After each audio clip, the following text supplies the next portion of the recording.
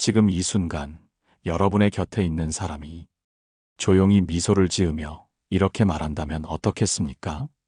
괜찮아, 다 알아. 하지만 난 이제 아무 말도 하지 않을 거야. 소리치지도 않고, 울지도 않고, 다만 말없이 웃으며 뒤돌아서는 그 모습을 본다면 그 침묵의 무게가 얼마나 무거울지 상상해 보십시오. 오늘 여러분과 나눌 이야기는 바로 그 무서운 침묵에 대한 이야기입니다. 누구보다 믿었던 남편에게 반복적으로 배신당하고 끝없는 용서를 건넸던 한 아내가 마지막엔 말없이 웃으며 가장 강력한 복수를 완성한 사연입니다. 몇 해 전 상담실로 조용히 찾아온 여성분이 있었습니다. 이름은 박정희 씨. 예순을 훌쩍 넘긴 나이지만 고운 화장을 하고 단정히 머리를 정리한 모습은 언뜻 보기엔 전혀 상처가 없는 사람처럼 보였습니다. 그녀는 차분하게 입을 열었습니다. 선생님, 저는 한 번도 소리를 지르지 않았습니다. 눈물도 오래전에 말랐고요. 이제는 웃습니다. 그러니 그 사람이 더 무서워합니다. 이야기는 30년 전으로 거슬러 올라갑니다. 박정희 씨의 남편은 사업가였습니다. 사람들에게 신망이 두터웠고 겉으로는 가정에도 헌신적인 남편으로 보였습니다. 하지만 그녀는 오래전부터 남편의 바람기를 알고 있었습니다. 처음 외도를 알았을 땐 정말 하늘이 무너지는 줄 알았어요. 하지만 아이들이 너무 어렸고 시댁과 주변 시선이 두려워서 그냥 덮어버렸죠. 그러다 두 번째, 세 번째 참을 수밖에 없었습니다. 남편은 매번 울며 빌었습니다. 다시는 안 그러겠다. 이번이 마지막이다. 그러나 그 말은 늘 거짓이었고 그녀는 참고 또 참으며 가정을 지켜왔습니다. 세월은 흘러 아이들은 모두 독립해 떠나갔고 남편과 단둘이 남은 노년이 되었습니다. 이제야 맞아 남편이 바뀌지 않는 사람임을 인정하게 되었습니다. 그리고 그때 그녀는 조용히 준비하기 시작했습니다. 이제부터는 내가 나를 살리자. 이 사람을 상대하지 말자. 그냥 웃자. 여러분, 사람은 상대가 화내고 울고 원망하면 그 반응 속에서 아직 자신이 중요하다고 느낍니다. 하지만 모든 감정이 걷어지고 상대가 웃으며 돌아서면 그제서야 진정한 공포가 시작됩니다. 이번에는 박정희 씨가 어떻게 이 침묵의 복수를 시작했는지, 그리고 그 변화가 남편에게 어떤 두려움을 안기게 되었는지를 이어 들려드리겠습니다. 박정희 씨의 변화는 아주 조용하고 부드럽게 시작되었습니다. 이전에는 남편의 귀가 시간에 맞춰 식사를 준비하고 남편의 기분을 살피며 집안을 돌보았습니다. 하지만 어느 날부터 그녀는 자신의 일상 속에서 남편의 존재를 조금씩 지워가기 시작했습니다. 아침이면 먼저 일어나 조용히 산책을 나갔습니다. 오랜만에 이웃 친구들과 커피를 마시고 미뤄두었던 문화센터 수업에도 등록했습니다. 서예와 수채화를 배우고 글쓰기 모임에도 참석하며 그녀의 하루는 점점 바빠졌습니다. 남편은 처음엔 그런 변화를 대수롭지 않게 여겼습니다. 이젠 아이들도 다 키워놨으니 저 사람도 좀 자기 취미를 즐기나 보다. 하지만 점점 아내의 행동이 달라지는 것을 느끼기 시작했습니다. 식탁 위엔 이제 남편만을 위한 반찬이 없어졌습니다.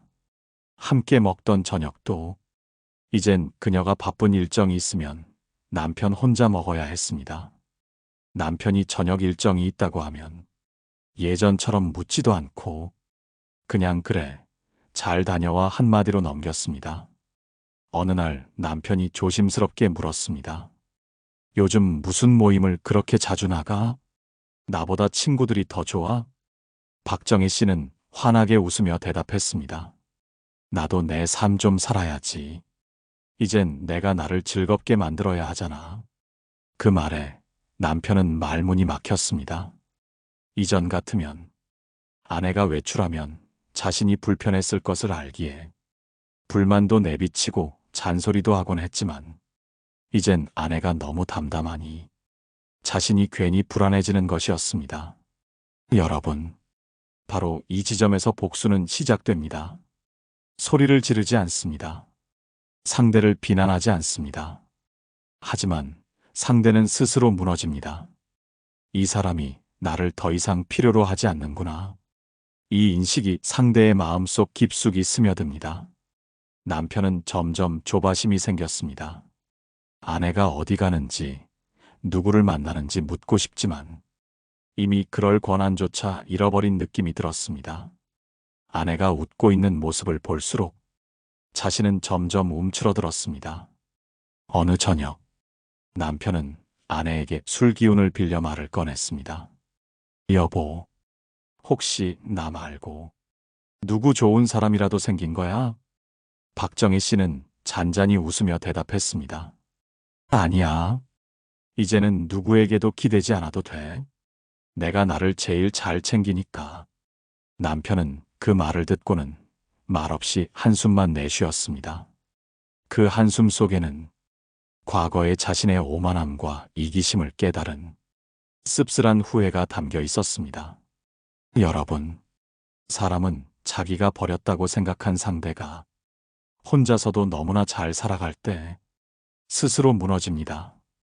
자신의 존재 가치가 사라졌음을 절감하는 순간 죄책감과 두려움이 시작되는 것입니다. 고대 중국의 장자에는 이런 말이 있습니다. 말없이 떠나는 이는 가장 두렵다.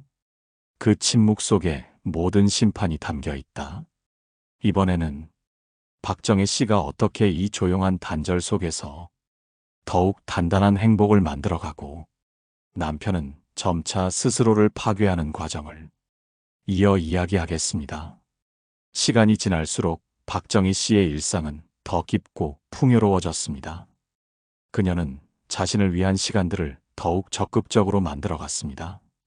도서관에서 책을 빌려 읽고 문화센터에서 신앙송 모임에도 참여하며 새로운 친구들과의 교류 속에 웃음이 늘어갔습니다. 그녀의 얼굴빛은 밝아졌고 걸음걸이도 가벼워졌습니다. 이웃들은 그녀를 바라보며 종종 감탄했습니다. 박 여사님, 어떻게 이렇게 환해지셨어요?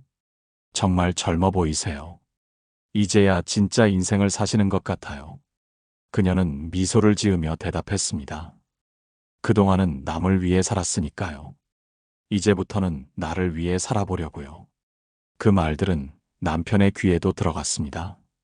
예전 같았으면 당당하고 자신만만하던 그가 이제는 점점 침묵 속으로 빠져들고 있었습니다. 아내가 자신 없이도 이렇게 즐겁게 살아간다는 사실이 그의 가슴에 점점 더 큰 공허함을 만들어갔습니다. 그는 혼잣말을 하며 스스로에게 물었습니다. 내가 이렇게까지 의미 없는 존재였던가? 이 여자가 이렇게 행복할 수 있다면 그동안 내가 뭘 해왔던 건가? 밤이 깊어질수록 남편의 불안은 커졌습니다. 아내가 외출이라도 하면 휴대폰을 쳐다보고 문소리에도 흠칫 놀라며 초조해했습니다. 어느 날 밤, 남편은 더 이상 참지 못하고 아내에게 말을 걸었습니다. 여보, 이렇게까지 거리 둘 필요는 없잖아. 내가 잘못했던 건 정말 미안해. 하지만 우리도 평생 함께 살아온 사이인데. 그녀는 잠시 남편을 바라보다 조용히 그러나 단호하게 말했습니다. 그렇게 생각했으면 왜 그렇게 여러 번 내 마음을 짓밟았어? 난 참을 만큼 참았고 그동안도 당신을 위해 희생했어요. 이제야 내가 나를 지키고 있는데 그걸 왜 이해 못해? 남편은 그 말을 듣고 아무 대답을 하지 못했습니다. 고개를 떨군 채 눈빛 속엔 씁쓸한 후회와 죄책감이 가득했습니다. 여러분, 바로 이 순간입니다. 격렬한 싸움 없이도 상대는 이미 무너져가고 있습니다. 말없이 웃으며 자신을 단단히 세운 사람 앞에서 그를 배신한 사람은 결국 스스로 죄의식에 갇히고 맙니다. 박정희 씨는 이후에도 조금도 흐트러지지 않았습니다. 더욱 활기차게 친구들과 여행을 다녔고 동네 복지관에서 글쓰기 교실도 다니며 자신의 노후를 풍요롭게 가꿨습니다. 철학자 키케로는 이렇게 말했습니다. 최고의 복수는 상대가 내게 끼친 상처에도 불구하고 내가 행복하게 살아가는 것이다. 이번에는 박정희 씨가 어떻게 완전한 독립과 존엄을 얻으며 남편이 스스로 무너지게 된 마지막 장면을 이어 이야기하겠습니다. 세월은 멈추지 않았습니다. 박정희 씨의 일상은 더욱 단단해졌습니다. 아침마다 햇살 좋은 공원을 산책하고 손주와 함께 책을 읽으며 환히 웃는 날이 많아졌습니다. 문화센터에서 진행하는 신앙송 대회에 참가해 상을 받고 소규모 동네 전시회에서는 그녀가 그린 수채화 작품도 전시되었습니다. 그녀의 얼굴에는 이제 어떠한 미련도 분노도 남아있지 않았습니다. 단정하게 빗은 머리, 빛나는 눈빛, 밝은 미소. 그 모습은 그저 평범한 노년이 아닌 완전히 자신을 회복한 한 인간의 존엄함 그 자체였습니다. 이웃들은 여전히 감탄을 멈추지 않았습니다. 박 여사님, 진짜 부럽습니다. 어쩜 그렇게 혼자서도 당당하고 여유로우세요. 그녀는 조용히 미소 지었습니다. 이제야 깨달았거든요. 나를 지키는 게 가장 중요하다는 걸요. 반면 집안의 남편은 점점 초라해져 갔습니다. 그는 더 이상 아내와의 대화에서 어떤 기대도 갖지 못했습니다. 아내가 자신의 관심 없이도 너무나 잘 살아가는 모습이 그를 더욱 깊은 외로움으로 몰아넣었습니다. 어느 저녁, 남편은 텅 빈 거실에 앉아 한참을 멍하니 있다가 조심스럽게 아내에게 마지막으로 말을 꺼냈습니다. 여보, 난 이제 정말 아무것도 아닌 사람 같아. 당신이나 없이도 이렇게 잘 살 줄 몰랐어. 그게 더 괴롭다. 그래도 한때는 당신에게 가장 중요한 사람이었는데. 박정희 씨는 조용히 남편을 바라보며 말했습니다. 당신은 중요한 사람이었어요. 정말 오랫동안. 그런데 그 시간 동안 당신은 내 믿음을 너무 많이 무너뜨렸죠. 이젠 내가 나를 가장 중요하게 생각하기로 했어요. 당신 없이도 내가 웃을 수 있다는 게 이젠 내 삶의 가장 큰 행복이에요. 남편은 더 이상 아무 말도 할 수 없었습니다. 그저 고개를 숙인 채 손끝을 떨며 눈시울을 붉혔습니다. 여러분, 이 순간이야말로 말없이 웃던 아내가 선택한 가장 깊은 복수의 정점입니다. 상대를 원망하거나 공격하지 않아도 자신의 중심을 되찾은 사람이 가장 위대한 승리를 거둡니다. 스스로 무너지는 사람을 침묵 속에서 바라볼 뿐인 것입니다. 이후에도 박정희 씨의 일상은 흐트러짐 없이 계속되었습니다. 손주들과의 소풍, 동년배 친구들과의 작은 소풍, 문화센터 발표회, 그리고 조용한 책 읽기 시간까지 그녀는 매 순간을 온전히 즐기며 살아갔습니다. 철학자 쇼펜하우어는 말했습니다. 최고의 복수는 상대의 존재를 내 마음에서 지워버리는 것이다. 그를 향한 감정조차 남기지 않는 것이 가장 잔인하다. 이번에는 이 모든 시간을 마무리하며 박정희 씨가 어떻게 완전한 자유를 얻고 남편은 어떤 최후를 맞이하게 되었는지 이어 이야기하겠습니다. 세월이 더 깊어지면서 박정희 씨의 내면은 한층 더 단단해졌습니다. 이제 그녀는 하루하루가 얼마나 소중한지를 누구보다 잘 알고 있었습니다. 그녀의 하루는 손주들과의 놀이, 책 읽기, 가벼운 여행, 친구들과의 모임으로 꽉 차 있었습니다. 한때 남편의 외도와 배신으로 무너졌던 마음은 이제는 완전히 굳건한 자존으로 바뀌어 있었습니다. 그리고 그 굳건함은 소리 없이 그러나 강렬하게 남편에게 다가가고 있었습니다. 남편은 더 이상 아내에게 말을 건네기조차 조심스러웠습니다. 아내가 웃고 있으면 그 웃음 뒤에 자신이 개입할 여지가 전혀 없다는 것을 스스로 절감했습니다. 그리고 그 침묵 속에서 더욱 괴로워졌습니다. 그는 종종 밤에 혼자 술을 마셨습니다. 소파에 앉아 한숨을 쉬며 과거 자신의 행동들을 되짚어 보았습니다. 왜 나는 그때 그랬을까? 왜 이렇게 어리석었을까? 저 여자는 이렇게 잘 살아가는데 나는 왜 이렇게 초라해졌을까? 그의 후회는 이제 돌이킬 수 없는 시간이 되어 스스로를 무너뜨리고 있었습니다. 어느 날 새벽, 남편은 문득 깨어 아내가 있는 방 쪽을 바라보았습니다. 그녀는 조용히 독서를 하고 있었습니다. 남편은 그 모습을 바라보며 눈물이 맺혔습니다. 아내의 평온함은 그에게 더 이상 접근할 수 없는 완전한 독립을 의미했습니다. 결국 남편은 몸이 병들어가기 시작했습니다. 한때 그렇게 강했던 사람이 아내의 무관심 속에서 조금씩 쇠약해져 갔습니다. 병상에 누운 남편은 이제 모든 희망을 내려놓고 말했습니다. 여보, 나는 결국 내 잘못의 대가를 이렇게 치르는구나. 당신을 그렇게 아프게 만들고도 마지막까지 내 곁에 있을 거라 생각했던 내가 바보였어. 당신은 나 없이도 이렇게 잘 살아가는데 나는 이제 남은 게 아무것도 없어. 박정희 씨는 그의 말을 조용히 듣고 있었습니다. 잠시 침묵한 뒤 아주 담담하게 답했습니다. 그게 당신이 만들어낸 결과예요. 나는 내 삶을 지켜냈고 당신은 스스로를 무너뜨렸어요. 나는 이제 자유롭고 평온합니다. 그리고 그걸로 충분해요. 남편은 마지막으로 눈을 감으며 아내의 조용한 말이 귓가에 맴돌았다고 합니다. 그 말이야말로 그에게 가장 무거운 심판이었습니다. 여러분, 이렇듯 진정한 복수는 격렬함이 아닙니다. 오히려 그 모든 감정조차 소멸한 상태, 자신의 삶을 완벽히 지켜낸 고요한 단절 속에서 상대는 스스로 자신의 죄와 후회 속에 무너져 내립니다.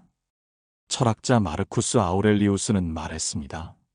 누군가를 용서하는 것은 그를 위해서가 아니라 자신을 자유롭게 하기 위해서다. 이번에는 이 모든 이야기를 마무리하며 오늘의 교훈을 정리하고 여러분께 진정한 복수의 의미를 다시 한번 전해드리겠습니다. 이제 박정희 씨의 긴 여정을 마무리할 시간입니다. 그녀는 결코 고함을 치지 않았습니다. 분노를 폭발시키지도 않았습니다. 오히려 말없이 미소 지으며 조용히 스스로를 세워갔습니다. 그 침묵의 단단함이 남편에게는 무엇보다 무거운 형벌이 되었던 것입니다. 한때 남편은 아내의 용서를 당연하게 여겼습니다. 아내는 늘 집에 있을 것이고 늘 자신을 위해 희생할 것이며 자신이 어떤 실수를 해도 다시 품어줄 것이라 믿었습니다. 그러나 박정희 씨는 더 이상 그 틀에 머물지 않았습니다. 그녀는 삶의 중심을 스스로의 행복으로 옮겼습니다. 외도한 남편에게 맞바람으로 복수하지 않았고 소송이나 폭력으로 상대를 벌주려 하지도 않았습니다. 대신 자신을 지키고 사랑하는 길을 선택했습니다. 그 선택이야말로 가장 잔인하면서도 가장 고귀한 복수였습니다. 이제 그녀의 삶에는 미련도 후회도 없었습니다. 조용히 책을 읽고 꽃을 가꾸고 손주들과 손을 맞잡으며 웃는 그 순간들이 그녀에게는 최고의 승리였고 남편에게는 영원히 도달할 수 없는 평온의 경지였습니다. 여러분, 복수란 무엇일까요? 많은 이들은 상대를 파괴하는 것이 복수라 여깁니다. 하지만 진정한 복수는 상대의 존재가 더 이상 내 인생에 아무 의미도 없는 상태를 만드는 것입니다. 그리하여 스스로 죄책감과 공허함 속에서 평생 자신을 괴롭히게 만드는 것, 그것이야말로 가장 잔인하고 무서운 복수입니다. 철학자 에픽테토스는 이렇게 말했습니다. 내면의 평온을 가진 자에게 어떠한 외부의 적도 위협이 될 수 없다. 혹시 이 방송을 듣고 계신 여러분 중에도 상처받은 경험이 있으신 분들, 배신과 모욕 속에서 복수를 꿈꾸며 마음을 지탱해 오신 분들이 계시다면 오늘 이 이야기를 마음 깊이 새겨보시길 바랍니다. 복수란 상대를 이기는 것이 아니라 내 삶을 지키고 사랑하는 것에서 완성됩니다. 혹시 여러분의 비슷한 사연이나 생각이 있다면 댓글로 남겨주십시오. 여러분의 용기 있는 이야기가 다른 이들에게도 큰 위로와 힘이 될 것입니다. 오늘도 여러분과 이 시간을 함께 할 수 있어 감사했습니다. 좋아요와 구독도 부탁드립니다. 여러분의 응원이 이 채널을 지켜주는 가장 따뜻한 힘입니다. 다음 이야기에서도 여러분의 삶에 조용한 울림을 전해드리겠습니다. 여러분의 삶을 언제나 응원하는 노후의 빛나는 지혜였습니다.